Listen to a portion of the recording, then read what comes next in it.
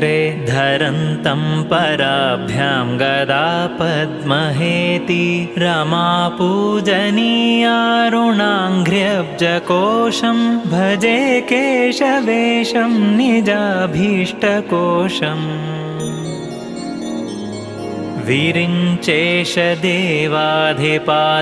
विरिञ्चेशदेवाधिपाद्यादितेयैः सदा गन्धपुष्पाक्षतैर्धूपदीपैः मुदा पूजितश्रीपदाम्भोजयुग्मं भजे केशवेशं निजाभीष्टकोशम् कलापूर्णचन्द्रप्रतीकाशवक्त्रं मलाद्यापहं सुप्रसन्नं स्वदृष्ट्या गलामुक्तमुक्ता स्फुरच्चारुमालं भजे